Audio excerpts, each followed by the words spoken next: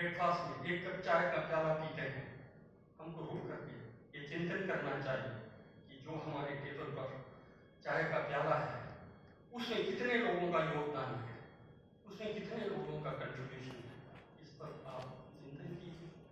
जो चाय पत्ती है वो आसाम, दार्जिलिंग या कर्नाटक के चाय बागान से जो गरीब मजदूर चाय की पत्ती को कलेक्ट करके पसीना निकाल करके लंबे चौड़े प्रोसेस से आपके टेबल पर पहुंचा है। इसलिए उनका स्मरण करना चाहिए, उनके योगदान का हमको स्मरण करना चाहिए। इतने लोगों का योगदान से हमें जो है चाय उपलब्ध हुआ, वही दूध को, वही चीनी को, ईद को लेकर के किसान कितना परिश्रम करके जो है हमको सुलभ कराया है।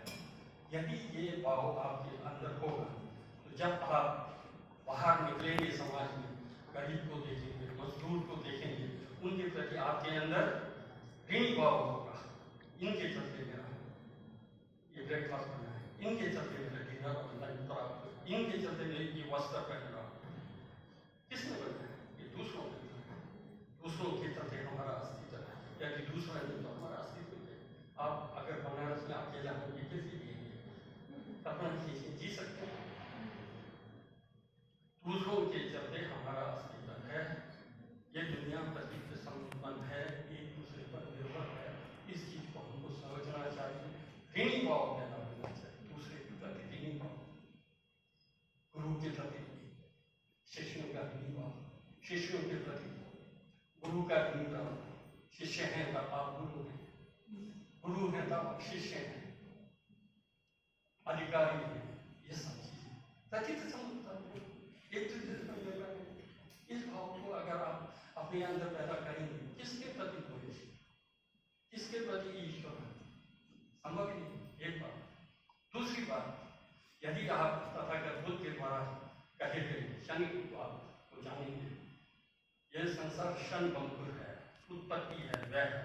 यहाँ पर किसी प्रकार का नित्य या तर्क ऐसा नहीं है। उत्पत्ति वह, उत्पत्ति वह, या फिर कुछ नहीं।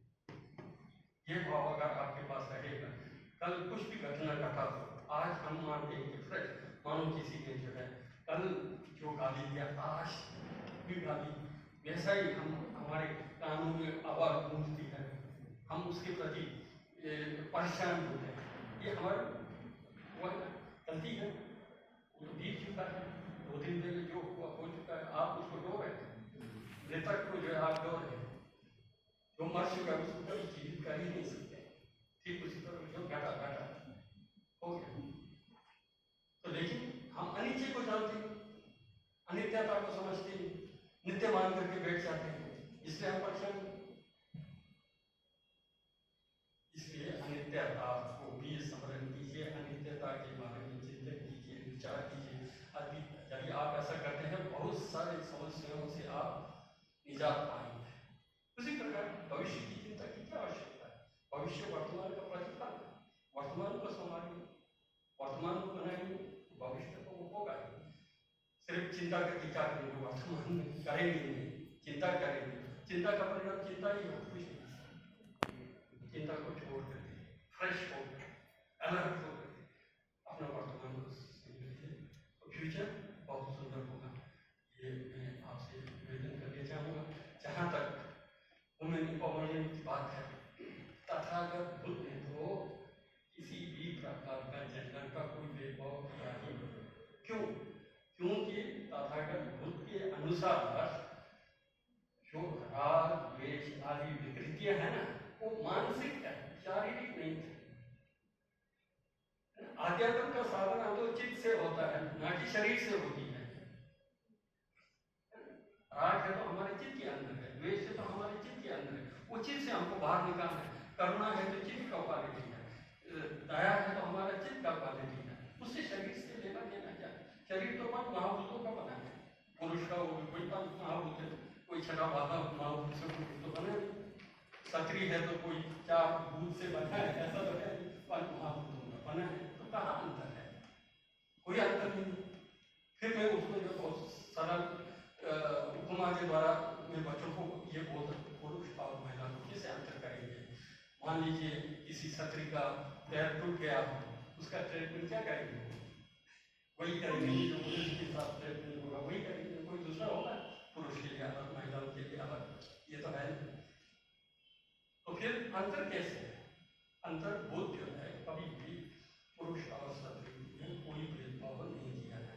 सभी का चित्त जो है जो प्रभाव और चित्त है वो करुणा में है, वो ज्ञान में है, वो परोपकार करने की क्षमता वाला है, सबका चित्त। तो इसलिए हमारा चित्त को पहचाने, हमारा चित्त क्या है? ज्ञान स्वरूप है। मैं फिर कहूँगा तो नहीं। तो चलिए मैं 5 मिनट और बोलता हूँ, ठीक है? ओके। देखिए हमारा चित्त जो है क्या है? ज्ञान स्वरूप है। भौतिक वस्तु में किसी वस्तु को समझने की क्षमता नहीं रहती है। चैतन्य ही वस्तु को परसीव कर सकता है, वस्तु को अनुभव कर सकता है, वस्तु को देख सकता है, वस्तु को जान सकता है। इसलिए हमारा चित्त का एक क्या है क्वालिटी, कैरेक्टर क्या है? वस्तु को परसीव करना, वस्तु को जानना, वस्तु को बोध करना, एक गुण है, चित्त का गुण है, जो भौतिक पदार्थ में नहीं होती है, चैतन्य में नहीं रहती। एक दूसरा, चैतन्य है तो उसके अंदर करुणा का अंश रहता ही है, करुणा में है, दया में है, स्नेह से परिपूर्ण वो जो है चित्त है। ऐसा दुनिया में कोई प्राणी नहीं है जो अपने बच्चे के प्रति स्नेह न करता हो। यहाँ तक कि शेर, चीता जो मांसाहारी होता है वो भी अपने बच्चों के प्रति, अपने पक्ष के प्रति उसका स्नेह जो है रहता है। इससे ये सिद्ध हो जाता है चित्त का स्वभाव ये क्या है? करुणा में है। चित्त का स्वभाव क्या है? ज्ञान में है।